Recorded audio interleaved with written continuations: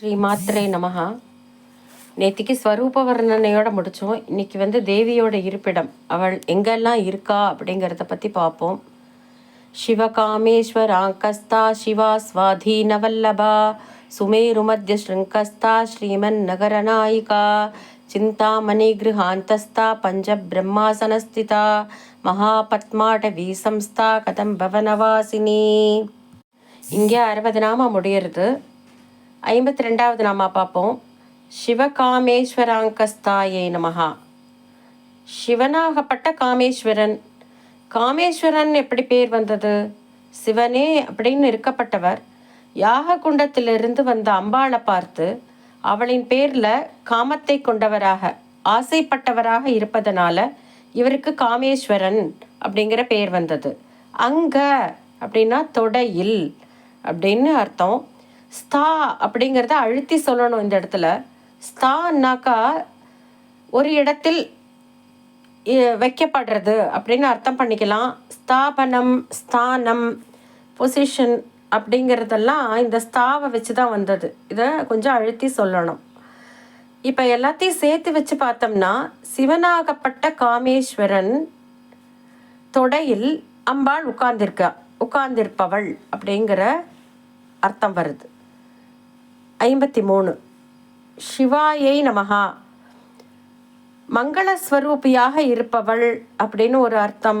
இன்னொரு அர்த்தம் சிவா ருத்ரஸ்ய பேஷஜின்னு யஜுர்வேதத்தில் வருது இல்லையா. ருத்ரன்னா கோபமாக இருப்பவர். கோபமாக இருப்பவருக்கு மருந்தாக இருப்பவள் இந்த சிவா. சிவனின் கோபத்தை தணிக்கும் மருந்தாக சிவா இருக்கிறாள் அப்படின்னு அர்த்தம். 54 ஸ்வாதீன வல்லபாய நமஹா. இதுக்கு 3 விதமாக அர்த்தம் பண்ணலாம். தன்னுடைய கண்ட்ரோலுக்கு உட்பட்ட அன்புமிக்க நாயகனை உடையவள். ஸ்வ அதீனம் அப்படின்னா இவளின் வசப்பட்ட அன்புமிக்க நாயகனை உடையவள் முதல் அர்த்தம். இரண்டாவது அர்த்தம் ஸ்வ அதீனா அப்படின்னா அடங்கி, தனக்கு உரியவருக்கு அடங்கி நடப்பவளாக, அவரிடம் அன்பு மிக கொண்டவளாக உடையவள். மூணாவது அர்த்தம் ஸ்வாதீனம், இது மிகவும் சுதந்திரமாக இருப்பவள் அப்படின்னு இந்த 3 அர்த்தமாக பண்ணலாம் நம்ம. 55 சுமேரு மத்திய ஸ்ருங்கஸ்தாயி நமஹா. மேருமலையின் நடுவில் 3 முக்கோணத்தின் மேல் மத்தியில் அமர்ந்தவள். தங்கத்தாலான மேருமலையின் நடுவில் 3 முக்கோணமான நகரம், அது நடுவில் ஸ்ரீவித்யா நகரம்னு இருக்கு, அதில் வசிப்பவள். 56 ஸ்ரீமன் நகரநாயிகாய நமஹா. ஸ்ரீநகரத்தின் அரசியாக நாயகியாக இருப்பவள். 57 சிந்தாமணி கிருஹாந்தஸ்தாயே நமஹா. சிந்தாமணி கல், சின்ன கல்லே அவ்வளவு கொடுக்கும், நினச்சதெல்லாம் கொடுக்கும். அந்த மாதிரி இருக்கிற சிந்தாமணி கல்லுனாலான வீட்டில் வசிப்பவள். என்னதான் நம்மளுக்கு கொடுக்க மாட்டா, எல்லாவற்றையும் கொடுப்பவள். நினைத்ததெல்லாம் கொடுக்கக்கூடிய அபூர்வமான சிந்தாமணி கல்லாலான வீட்டில் அமர்ந்திருப்பவள், கிரகத்தில் அமர்ந்திருப்பவள். 58 பஞ்சபிரம்மாசனஸ்திதாயே நமஹா. 5 பிரம்மங்களை கொண்டு செய்யப்பட்ட ஆசனம் அப்படின்னு வருது. அந்த 5 பிரம்மங்கள் யார் யாரு? பிரம்மா, விஷ்ணு, மகேஸ்வரன், ருத்ரன், சதாசிவன் அப்படின்னு. பிரம்மா சிருஷ்டி, ஸ்திதி, சம்ஹாரம், திரோதானம், அனுகிரகம் அப்படின்னு இவாளோட ரோல்ஸ் 5 ரோல்ஸ். அவளை வேலை கொடுத்து வேலை வாங்கின்னு இருக்கா. அவளுக்கு வேலை பண்ணுற சக்தியவே அம்பாள் தான் கொடுக்குறா. இந்த 4 பேர் பிரம்மா, விஷ்ணு, ருத்ரன், மகேஸ்வரன் கட்டிலோட 4 கால்களாகவும் ஆசனத்தின் மேலே காமேஸ்வரன் இருப்பதாகவும் அவரோட மடியில் அம்பாள் இருக்கிறதாகவும், சிவகாமேஸ்வராங்கஸ்தாவை பார்த்தோம் இல்லையா, காமேஸ்வரனோட மடியில் அம்பாள் உட்கார்ந்துருக்கா அப்படின்னு இந்த நாமாக்கு வருது. 59 மகாபத்மாடவ்யை நமஹா.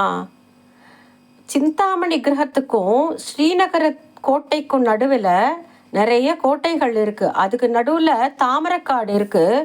அந்த தாமரை காட்டில் வசிப்பவள்னு ஒரு அர்த்தம். 2வது அர்த்தம் மகாபத்மம் அப்படிங்கிற கஜங்கள் நிறைந்த காட்டில் வசிப்பவள்னு பிரம்மஸ்ரீ ராதாகிருஷ்ண சாஸ்திரிகள் உரையில் சொல்லியிருக்கார். இதை நம்ம ரெஃபரன்ஸாக எடுத்துக்கலாம். கஜாரண்யம் ஆனக்காடு திருவானைக்கா அகிலாண்டேஸ்வரியை தான் இந்த நாமால சொல்கிறா.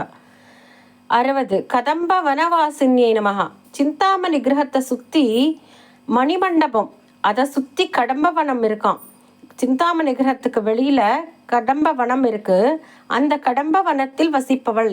ஏற்கனவே நம்ம சொல்லுவோம் கதம்பம் நீபம் இதெல்லாம் ஒன்று தான். அப்போ இந்த மதுரைக்கு கதம்ப வனம்ங்கிற பேர் வந்திருக்கு. அதனால இங்கே வந்து மீனாட்சியை சொல்கிறா இந்த நாமாக்கு கதம்ப வனவாசின்யை நமகா அப்படின்னு. இந்த எல்லா நாமாவையும் சேர்த்து ஆதி ஆச்சாரியால் சௌந்தர்ய லஹரியில் 8வது ஸ்லோகம் எழுதியிருக்கார்.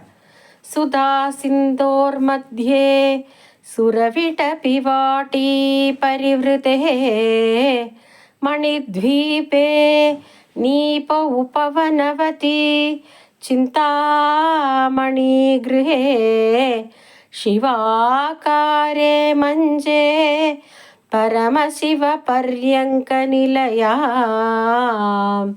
பஜந்தி த்வாம் தன்யாஹ கதிச்சன சிதானந்த லஹரி. இந்த எல்லா நாமாவையும் சேர்த்து அந்த ஒரு ஸ்லோகத்திலேயே அவர் எழுதியிருக்கார். இதோட இன்னைக்கு நாமாவை முடிப்போம். நாளைக்கு பார்க்கலாம். ஸ்ரீமாத்.